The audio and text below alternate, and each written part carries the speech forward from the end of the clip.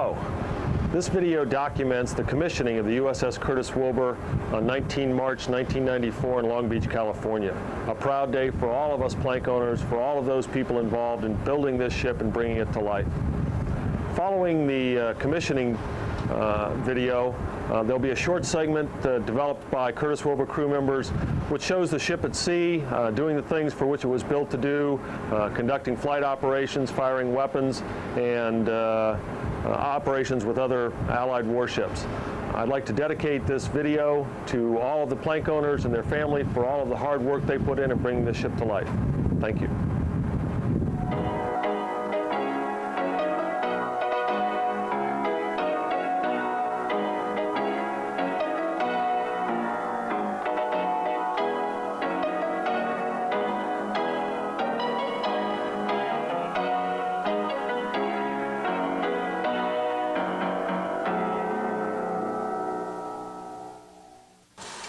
Curtis Wilbur is our third Arleigh-Burke-class destroyer and the 218th ship built by the men and women of Maine for our Navy.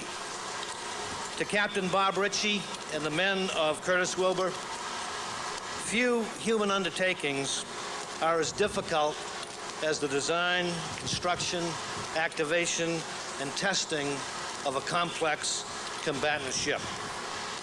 We could not have done it without all of you. We salute you and wish you well. As you look around, particularly of those of you seated in the audience, and you will see standing behind you some of the finest people our country can provide to become the first crew of this magnificent piece of technology our industry and government have put together. The world is unpredictable. The threat is less predictable. It is proliferating. Our industry is struggling, and we in government and Navy must work together with that industry to ensure the producibility of these ships well into the next century. It's a challenge I know we can do. You know, as we look to the future, and it is an uncertain future, this capable warship will be one of the instruments of our national security strategy. She will provide assurance to friends and allies. She will provide humanitarian assistance. She will deter conflict, and if need be, she will project power. And Curtis Wilbur is a linchpin of that future Navy, the most sophisticated warship in the world today. When the lives of Americans are at stake, we can build no less capable a ship. A great naval hero, John Paul Jones, said, quote, "Men mean more than guns in the rating of a ship," end quote. I do not hesitate to add women to that quote, because we are a Navy with opportunities for both men and women to achieve excellence. Our plan is to include women in the crew of Curtis Wilbur beginning in November of this year. Curtis Wilbur is the culmination of a planning and construction effort that combines American technology with talent and innovation. She provides a significant increase in our joint military capability, and with her sister ships will be a spearhead for our From the Sea strategy. It is my prayer that the new Curtis Wilbur will never have to go to battle, but will spend her days in the deterrence of war and preservation of peace. But if fate and injustice and the tyrants of the world challenge us, I know she will bring honor to her crew, the Naval Service, and the citizens of America. The spirit of Secretary Curtis Wilbur will sail on in this ship as she fulfills our commitment to the maintenance of peace.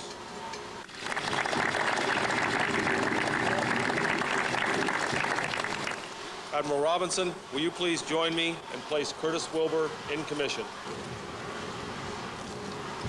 As authorized by the Secretary of the Navy, and for the President of the United States. I hereby place United States ship Curtis Wilbur in commission. May God bless and guide this warship and all who sail in her.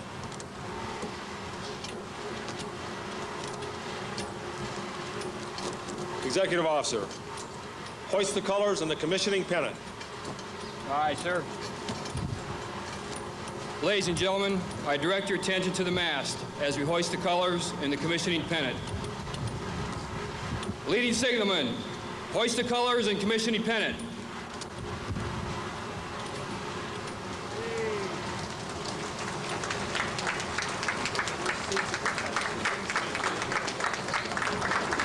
Captain, the colors have been hoisted and the commissioning pennant is closed up at the main truck. Very well. I shall now read my orders. From Chief of Naval Personnel to Commander Robert S. Ritchie, United States Navy. Subject, Bureau of Personnel Order number 3311, dated 27 November 1992. Upon commissioning of USS Curtis Wilbur, report for duty as commanding officer. Signed, R.J. Zlatiper, Vice Admiral, United States Navy, Chief of Naval Personnel. Admiral Robinson, United States ship Curtis Wilbur is in commission, and I report for duty, sir. Executive Officer, set the first watch. Aye, Captain. Lieutenant Rosway, set the watch. Aye, sir! Ladies and gentlemen, Mr. Lyman D. Wilbur, the eldest son of the Honorable Curtis Wilbur, will present to Curtis Wilbur as first officer of the deck, Lieutenant Mark Rosway, the ship's long glass, the traditional symbol of the officer of the deck's authority in a ship of the line. With pleasure, I give this to you. Thank you, sir. May God be with the ship and the crew.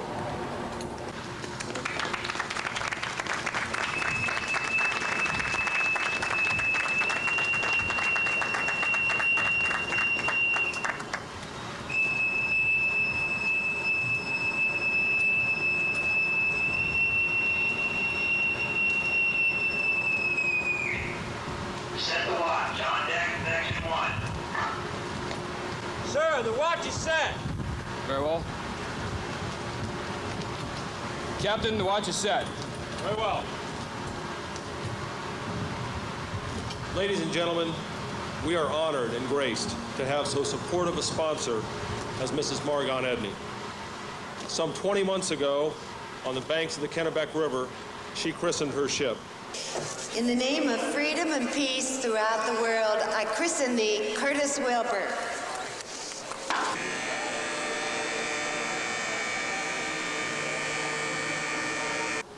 Mrs. Edney, I would be honored if you would join me now here in Long Beach and give the order to man your ship. Officers and crew of the USS Curtis Wilbur, man our ship and bring her alive.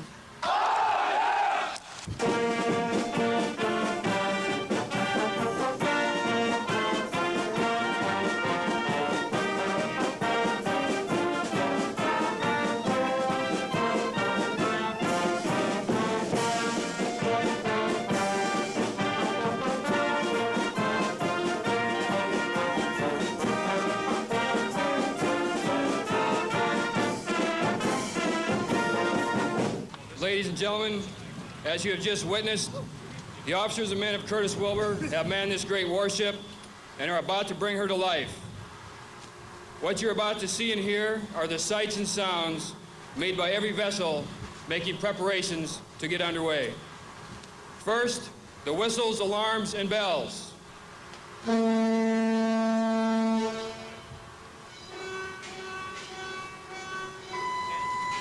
Signal flags are broken to display our call sign. If my read points are correct, the signal hoist reads Steel Hammer, Curtis Wilbur's call sign. A quick test of our radar, sonars, and torpedo tubes. Our gas turbine engines are being brought online just like they would if we were making preparations to get underway. Now the gun and missile systems.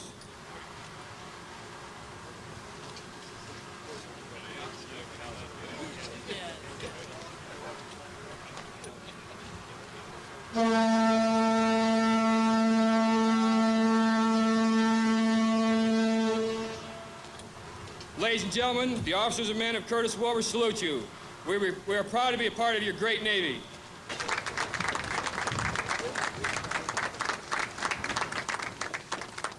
Captain, the ship is manned and ready. Very well. Admiral Robinson, USS Curtis Wilbur is manned and ready and reports to the Pacific Fleet, sir. Secretary Dalton, request permission to hoist your flag, sir. Very well.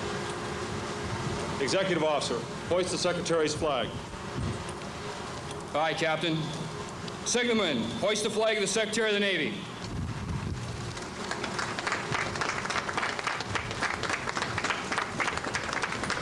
Sir, the flag of the Secretary of the Navy has been hoisted.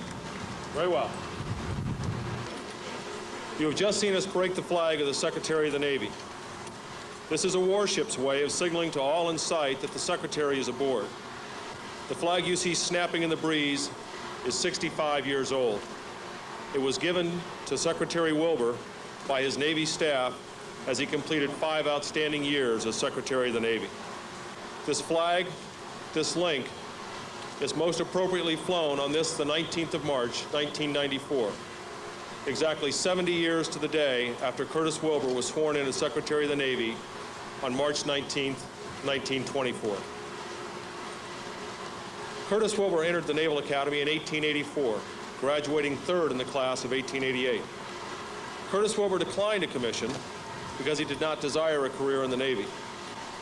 One of the reasons that Curtis Wilbur declined a commission, as he later related to his son Lyman, present on the platform today, was that he did not want to be in a second-rate Navy. During his term as Secretary of the Navy, Curtis Wilbur devoted his considerable energy and talents to ensuring that our Navy never again would be second-rate. The shipbuilding plans he guided through the Coolidge administration and Congress, along with his far-sighted support of naval aviation, laid the foundation for a service that dominated the world's oceans by the end of World War II.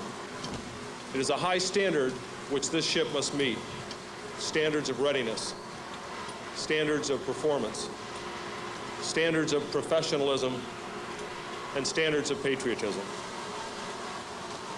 The ship has been built to meet those high standards. This ship is nothing more than a lifeless steel hulk without a crew to man her.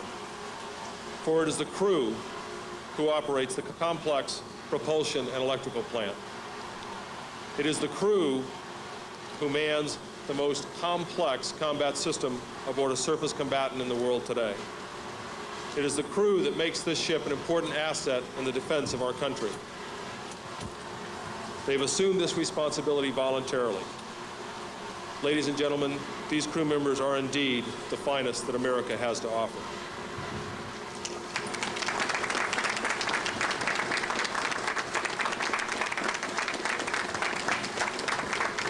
We, the crew of Curtis Wilbur, want the depth of our love and appreciation to echo across the waterfront.